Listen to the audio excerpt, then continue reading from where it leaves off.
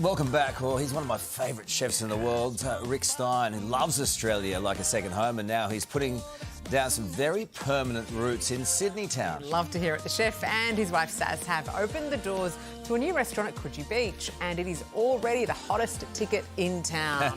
Joining us now, the people behind the magic, Rick himself and wife Saz Stein. Good morning to you both. Nice to see you guys. Congratulations. Good morning, Sarah and Carl. Morning. This is amazing, Rick. You've been coming to Australia, I believe, since 1967, and Saz, you grew up right here in Sydney, so naturally this is a good fit. It must be wonderful to finally be opening a restaurant here. Well, it is a bit special, isn't it? Yeah, really? we're super excited, and I spent too many wild nights down here as a teenager. So Did you? In Coogee? Yeah, Selena's. What, at the hotel? Yeah, Selena's. Oh, I see. You learn something new every day, Saz.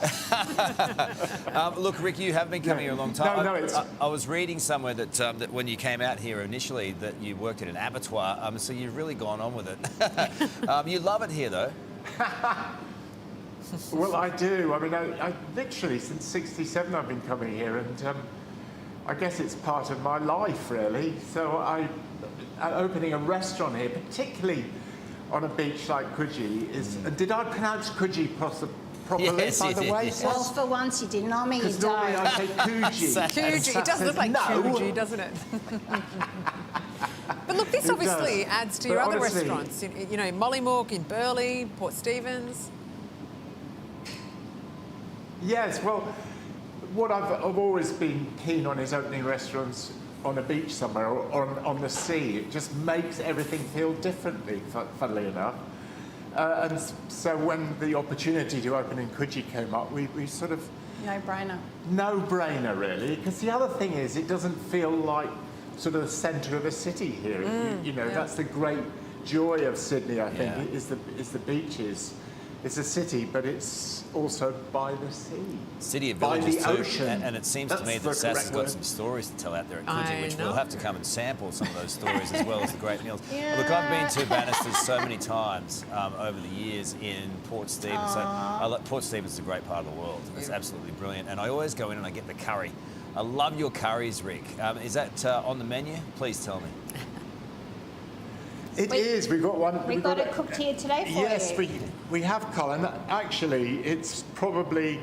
I've got restaurants in the UK as well. I think it's the best-selling dish anywhere. Really? Because it sort of combines what we all love about sort of Asia, Southeast Asia, in the curry itself, with really good fish. You know, and we've got prawns in it. We've got whitefish, quite often scallops, quite often calamari.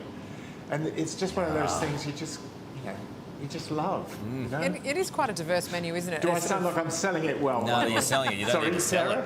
Well, I was going to say it's so diverse because then you've got humble fish and chips in front of you as well. Yeah. Well, they are humble, and it's quite so interesting about humble dishes. They're not necessarily easy to do perfectly all the time, True. even something as apparently mundane as fish and chips. The one thing that we do with the fish and chips, and is cook them in what you call tallow over here, but we call it beef dripping. And the reason for that is that when I first sort of got into the idea of fish and chips years and years ago in Yorkshire, and I went into this place called Harry Ramsden just outside Leeds, and I smelt the smell of dripping. It was like Sunday roasts. Yeah. So I thought, well, let's do that. Cook the chips, cook the fish in dripping, and it has this sort of terribly comforting aroma about it. And also your legendary mushy peas. Your mushy peas. I don't And know. the yes. tartar sauce. And the tartar sauce, yeah. Well, you can take the man out of Yorkshire. He's good with condiments. Well, look, I can't wait to come down. I'd love you to do me a Yorkshire pudding at some point as well. But look, restaurants are your babies, and I know there's so much work behind the scenes that goes into them. And to all the chefs and the staff there, good luck with everything. We'll see you soon. Want to hear more stories, Saz, as well. We'll catch up on those. Thank you so much.